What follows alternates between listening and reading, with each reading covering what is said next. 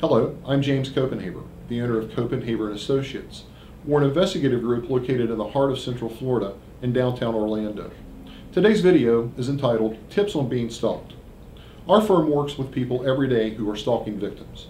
And stalking, quite candidly, is a problem for many people, especially with the growing technology, such as our smartphones, our iPads, and the internet is just full of information that we voluntarily give up. We've all become too easy targets for stalkers. Our tips on dealing with stalkers are: number one, make or have a personal safety plan ready.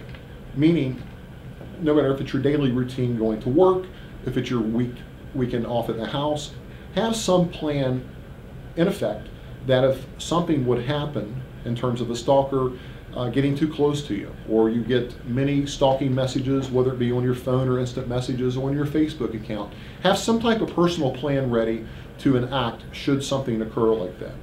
And number two, write down and document every single incident. And what I mean by that is, if you're getting harassing phone calls or Facebook messages or emails, or if it's something actually where the stalker is following you, make sure you write down every single incident, giving the date of the incident, the time which it occurred, and more importantly, write a detailed occurrence on that log so you'll have it for future reference. Number three, quite candidly, tell the stalker to stop.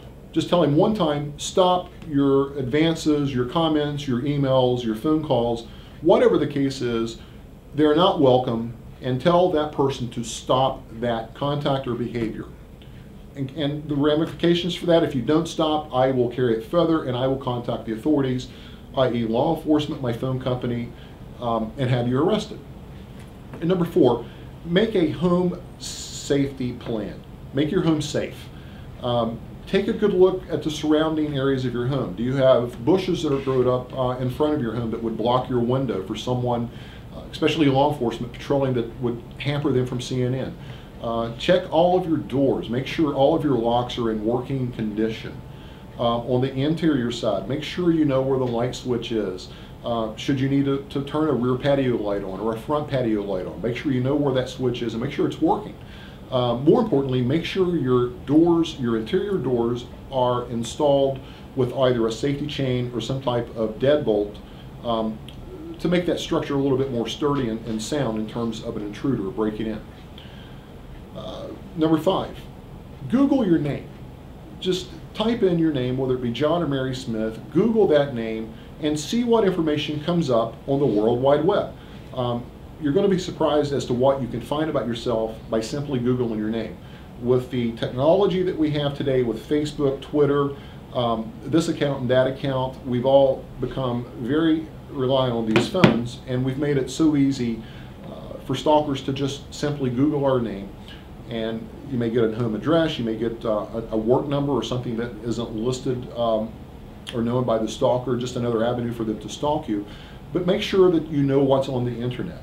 And follow up on that. If it's information that you don't want out there, sanitize it, get rid of the information, whether it be an old account or if it's an account that you currently have. Simply remove your information and keep it at bare bones minimum.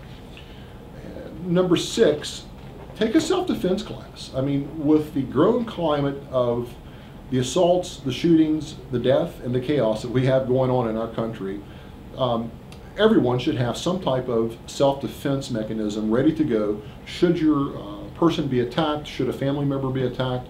Know how to protect yourself. I'm not saying that you have to be a Bruce Lee, but learn the basics. You know, if you're a female and you're out shopping at one of the Publixes or a supermarket, and you are about to become a victim of a purse snatching, learn what to do. You know, your safety is paramount in all of this.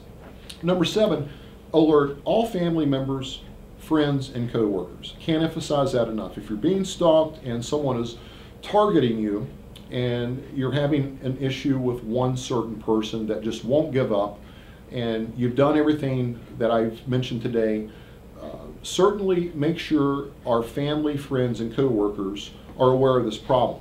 That kind of puts everything in checks and balances. If you happen to not come to work one day and the coworker notices that you're late and you're normally on time, have that coworker call and check on you.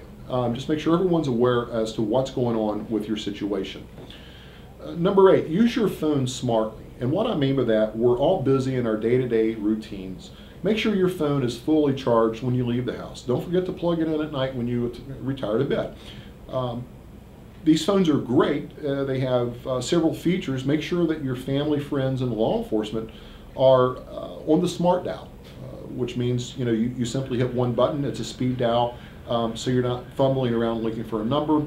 More importantly, if you're under attack, you simply can call 911. But if it's something that you just need to alert someone, hey, something doesn't feel right, I just wanted to let you know, you'll have that number available to you in an instant. And number 9, keep all the evidence. I can't say that enough. Keep all the evidence, whether it be harassing emails, Facebook messages, phone calls. The technology works for us just like it works for the stalker, but be a little bit smarter than the stalker. Document every single piece of evidence that you have, whether it be messages, anything on your phone.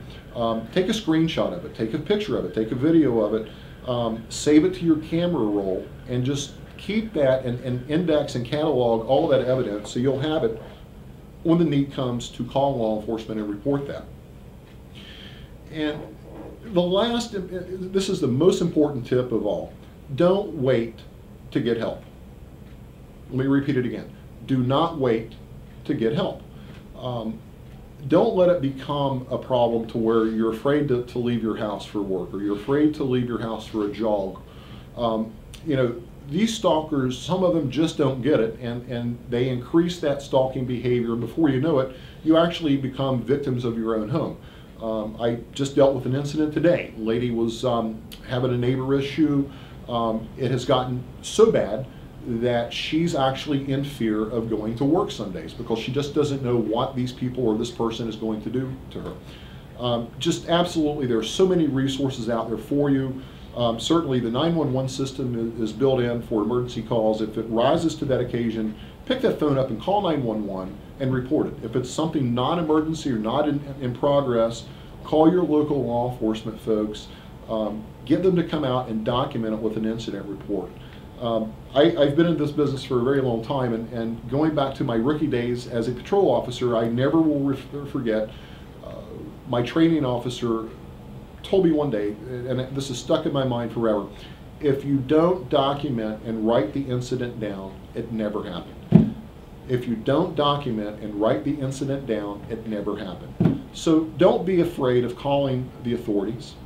Let's get these cases reported, and let's be proactive rather than reactive so you don't become a victim. I hope this short video has helped you. If you need us, don't hesitate to call my office at 407-802-1670. If you feel like it, you can email me. My email address is jc@myfloridapi.com. Don't be a victim.